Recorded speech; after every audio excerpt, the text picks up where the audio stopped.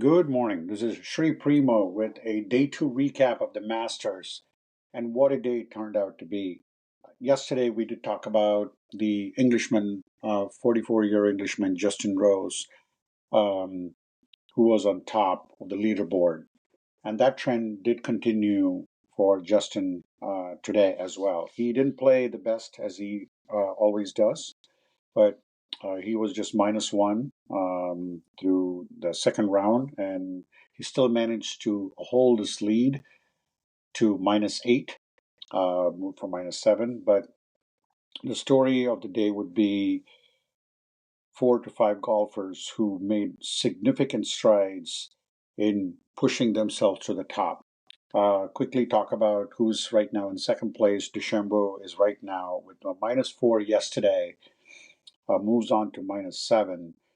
And then Rory McIlroy, who I thought I gave him up for dead, but he's roared back with a -6. And he was even yesterday, but now he's only 2 shots away from Justin Rose, and anything could now happen. And of course, who else? Scottie Scheffler. Yesterday, day one, Scottie had a bogey-free round, but we'll talk about Scottie's round today as well. He managed a -1, just like Justin Rose, to just go up to -5. So when I look at, and then Lowry, who someone that Dr. Dan picked, he's now on -5. And you had both Victor Hovland also and the Swedish guys and the Denmark Hogard, I think he's from Denmark. So he's -4 as well.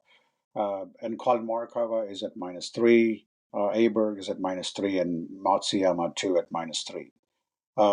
So when I look at the leaderboards, familiar faces at the top, and then just wanted to give a shout out to the Canadian Connors, who's at -6, Hatton at -5, and McCarty at -5 as well, and the Australian Jason Day is at -4. So those are the scores from a score standpoint, which everybody knows. But let me quickly get down to how each of their day kind of went through yesterday.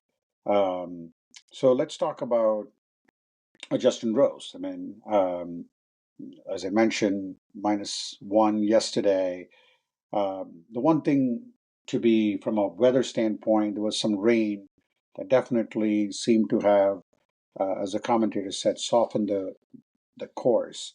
So with a lot of early players who played in the day, they're very easy, receptive greens. The greens were so fast on day one, and you could see that happened to Rory McIlroy. The ball just rolling down the green, his chip all the way into the water.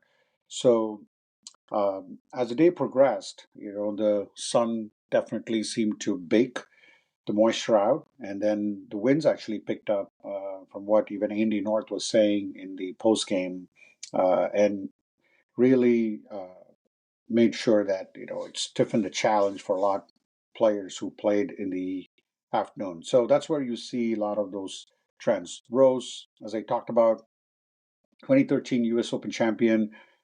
Um, he it lacked the fireworks that he had in the opening 65, but it was still a very composed, measured performance yesterday under pressure. And in some cases, I was really surprised, and this is something that a lot of golfers do.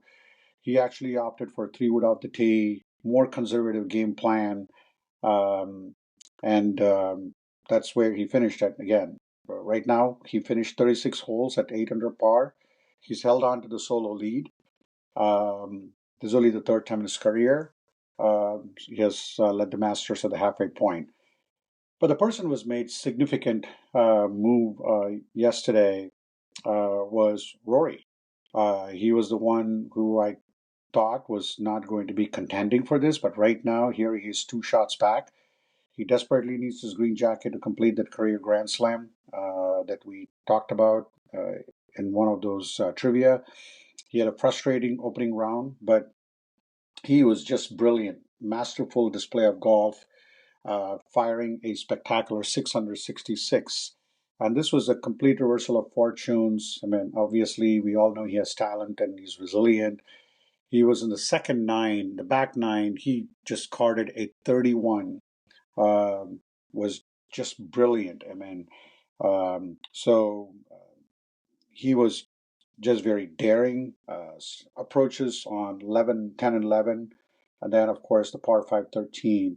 Um, it's just amazing. Just he just went 23 spots up the leaderboard for a tie into third place, just two shots back. I think what it showed to me was that it reignited the hopes, um, in his long-standing quest to conquer Augusta. And this is a great move for him, especially typically he always does well in the first two rounds and then falters in the third or fourth round. But I think this bodes well for him. Meanwhile, let's talk about our defending champion, Scottie Scheffler, who was very underwhelming with the one under yesterday, uh, after shooting a brilliant -5 in the first day. A lot of bogeys. He had a bogey-free round 68, but his his issue came in the par 3 12th. Tee shot pretty much into the bushes, and then he took an unplayable lie, pitched out, and then I don't know how he even chipped in for a birdie there, but and then he found water on par 5 13, but managed to save par. But I do think that there were a lot of things he missed, some easy putts that could have easily put him back at one back. But I think a lot of struggles he had, but still the brilliancy of Scotty was that able to recover from precarious positions and then avoid those major numbers that hampered Rory on day one. And then, as I mentioned, joining Scotty under 500 were several players who made significant moves. I'm sorry, I did mean to say this. Scotty's actually three back and not two back. So there you go. And then you got Shane Lowry, um, who also is now joined Scotty, made a big, and then Matt McCarty, an American, both carded impressive four under to climb the leaderboard. Um, and Bryson, what can you say about him? And another great resurgence from this guy. He's put a lot of pressure right now. He started the day three back, but then he's in the solo second place with seven under, just one stroke away. I mean, he hits the ball a mile. I mean, and DeChambeau came in firing -4 through just 8 holes, and then I thought he was going to take the lead, but then he had to grind the rest of the day.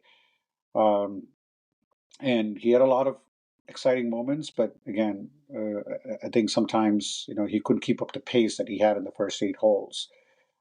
He had a very crucial par save on 18th, and there you got that fist pump from Bryson as well. But as I mentioned, several players are there. You got, as I mentioned, Victor Hovland, Jason Day, and Rasmus um, Hogard, four under. Day had his first bogey of the tournament on the 36th hole. So he played very sneakingly, slowly. He's making his going into the top. And then you had Denmark's Hogard, as I mentioned, and then major champions Morikawa and Hideki Matsuyama are also there. Um, and Patrick Reed as well. I didn't mention his name. And then Ludwig as well. Let's look at what the cut line is. So Friday usually brings attention to the cut line. I think Freddie Couples, I think if he had made one of those two putts, I think he would have definitely been there. That would have been impressive as well. This year, the cut fell at 2 over par, which is literally the lowest threshold for the Masters since 2015, apparently. And 53 players from the starting field are have moved on to and earned the right to play for this weekend. Um, it is very unforgiving, as we all know. The Augusta National, Brooks Koepka, winner of 5 majors, he had a stunning collapse on the 18th. He was one over, needing only a bogey, but pulled his drive out of bounds, and then he went to 5 over par. He missed the cut by 3 strokes, which is crazy. He had a quadruple bogey, 8 on that hole. So that's how Augusta can brutal hole after 35 holes.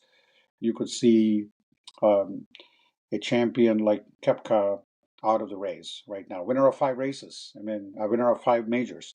And then you got Dustin Johnson, the 2020 Masters champion. He had a similar fate in the last hole as well. He was sitting at 1 over. He found the trees, flew the green with a third, but again, he also had a double bogey, finished him 3 over. So one shot outside the cut line. And of course, we want to mention about. I was actually watching this live. Bernard Langer, 67 years old, playing in his 41st Masters, the two-time champion. He only needed a par to make the cut at 2 over, but his 10-foot putt lipped out, leaving him 3 more and ending his storied Masters weekend. Very heartbreaking for him. Um, and then Freddie Couples, as I mentioned, who shot a 71 on Thursday, bogeyed the 18 when he needed a birdie, though, and missed by 2 shots at 4 over. Other Masters champion who are heading home, a lot of famous names. You got Phil Mickelson, who found the water too, Sergio Garcia, Mike Weir, and Adam Scott. So all the 4 Masters champion will be sitting and watching on TV this weekend. And then you've got some major winners like Tony Finau and winners like Tony Finau and Cameron Smith also missed out. And then a lot of the Ryder Cup players like Russ Henley, someone that Dr. Dan picked as well in the dark horse, is also out of the tournament. Um, it is one thing I did want to mention is that this is something that the commentators alluded to. And Nick Dunlap, who shot a 90 in the first round, bounced back with a 171. So a 19-stroke improvement on just 2 days. That is just incredible. The resiliency needs to be complimented. That's something that even the commentators complimented after that. So after 36 holes, it's bunched, laden with firepower, star power. It's going to be a very compelling weekend coming down the road. Let's see if Justin Rose can,